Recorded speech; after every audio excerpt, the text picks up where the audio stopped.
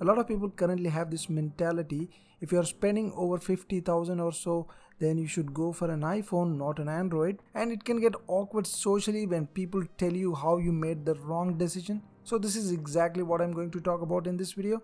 And I'm talking about the regular iPhones, guys, ranging from 40k to 80k and not the Pro models here. The main premise here is that regular iPhone cannot really compete with the Android flagships. However, the pricing is very similar. Look at OnePlus 11 or look at the upcoming iPhone 12, or you can look at the Pixels from the last year or the Samsung ones. They all come at pretty much the same price. So the first reason not to go for an iPhone is that the regular iPhones do not come with that telephoto lens, which is overlooked and underrated. I mean, you cannot miss it unless you have already used it. I mean, focal length or the zoom plays a very important role in creating a very natural background blur or that bokeh effect, which is very important for stuff like portraits or Instagram reels, etc. Just take any DSLR with the regular kit lens and try to take a picture at 18mm, which is no zoom at all, and with maximum zoom at 55mm, and you will notice that through this example, this is without zoom and this is with the zoom. You can see that natural background blur. I also tried to physically move closer to the object and still it couldn't recreate the same blur effect. The popular prime lens from Canon also comes with a 50mm fixed focal length with lower aperture, which is known for great portraits. So if you're really buying an iPhone for camera, then I don't know why you're buying the regular iPhone, unless you are stuck in the Apple ecosystem and cannot afford getting the Pro models. And in the Android world, you can get a good telephoto lens at around 30k on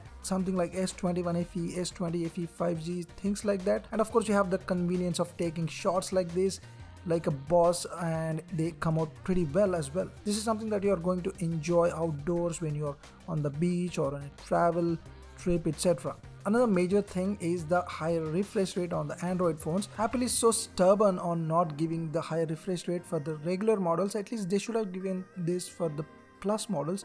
This is the reason why I didn't get the iPhone 14 Plus. I did try living with the iPhone 12 with the 60Hz, but just couldn't put up with it, so just eventually had to get rid of it. Also, if you spend that kind of money, you get Quad HD displays, higher resolutions, and the peak brightness is much better. The outdoor visibility is definitely better than most of the regular iPhones except the iPhone 15.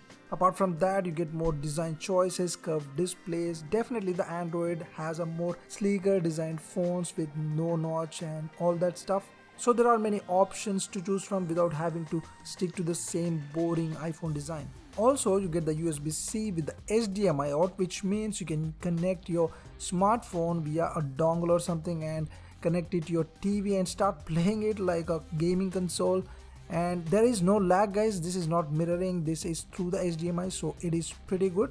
You can also connect your gamepad, stuff like that, and you can also do some productivity stuff like DeX mode on Samsung phones, or you can use similar other consoles to use it almost like a computer. This is simply not possible on the iPhones till date, including the iPhone 15. Apart from this, if you use GPay, you can use your Android phone to make contactless payments like this. Again, not possible on the iPhones. Another little thing I want to mention is that recently I was traveling and I was using the reverse wireless charging as the AirPods were out of use, so I was using one earbud at a time while charging the other, putting the case like this, and it was charging, so that was pretty good. However, I must admit that the iPhones are better than the Android phones in gaming. However, most heavy gamers or the pro players, they tend to choose the Pro model for gaming, not the regular model anyway, considering the screen size is slightly smaller. Now, in terms of software updates and privacy, I would personally go with either Samsung or the Pixels, since they are good on these grounds as well. So these are some of the reasons why I chose an Android over a regular iPhone that costs almost the same as a flagship Android. If I really have to switch to the iPhone, then I would rather go with the Pro model, not the regular model. So it does make sense to choose an Android over a regular iPhone, guys. So that's been it. Thanks for watching, guys. Like and subscribe. I'll see you soon.